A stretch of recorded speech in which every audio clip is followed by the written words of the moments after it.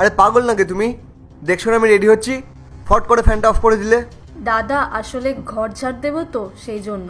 আরে আমি চলে যাওয়ার পর করো। রোজ রোজ তোমার একই নাটক চলে। আমি রেডি হতে যাব আর উনি ফ্যান অফ করে দাঁড়িয়ে থাকবে।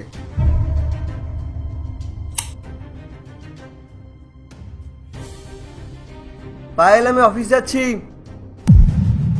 আরে তুমি কি 2 মিনিট দাঁড়িয়ে যেতে পারো না নাকি? দেখছো তো আমি এখান দিয়ে যাচ্ছি। পরে ঘর মোছো। দাদা অন্য বাড়িতেও তো কাজে যেতে হবে। তাহলে তুমি এক কাজ করো, প্রথমে অন্য বাড়িগুলোতে গিয়ে কাজ করে এসো, তারপর এখানে এসে কাজ করো। কি হয়েছে?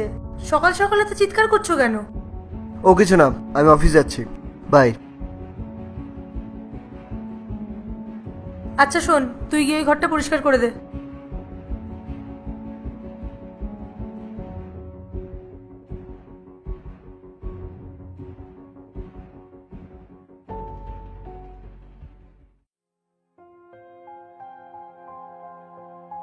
তারপর বলো কি করছো?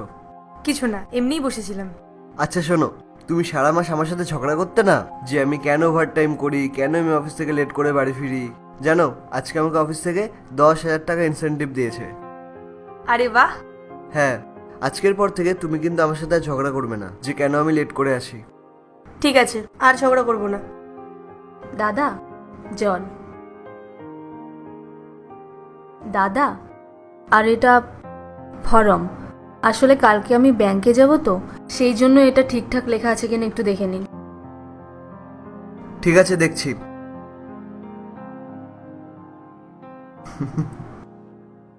কি হলো, তুমি হাসছো কেন? অকুপেশনে ওয়ার্কিং লিখেছে। হ্যাঁ তো কি হয়েছে, কাজই তো করে ও। আচ্ছা, এই ঘর মোছা ঝাড় দেয়া এগুলোকে তুমি কাজ বলছো? এগুলো যদি কাজ হতো তাহলে ইন্ডিয়ার সমস্ত মেয়েরাই ওয়ার্কিং হতো। এটা ঠিক আছে, তুমি এটা কালকে জমা করে দিতে পারো।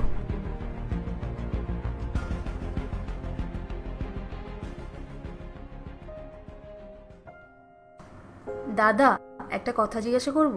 হ্যাঁ বলো। আপনার যখন মাঝে মাঝে অফিস যেতে লেট হয় তখন আপনার বস আপনাকে বকে না? হ্যাঁ অবশ্যই বকে। তাহলে আপনার অফিস যাওয়ার একটা নির্দিষ্ট সময় নিশ্চয়ই আছে? হ্যাঁ, নির্দিষ্ট টাইমও আছে, আবার ওভার টাইমও করতে হয়, তার জন্য ইনসেনটিভও পাই। আর আপনি নিজের কাজটা মন দিয়েও করেন নিশ্চয়ই? হ্যাঁ, সেটা তো করতেই হবে, নাহলে প্রমোশন পাবো কি করে। আচ্ছা, তুমি এসব কথা কেন জিজ্ঞেস করছো? আসলে দাদা আমিও তো মাঝে মাঝে দেরি করে আসি, তখন পার্ট 2 দেখতে সাবস্ক্রাইব করো ভেলকু 78M।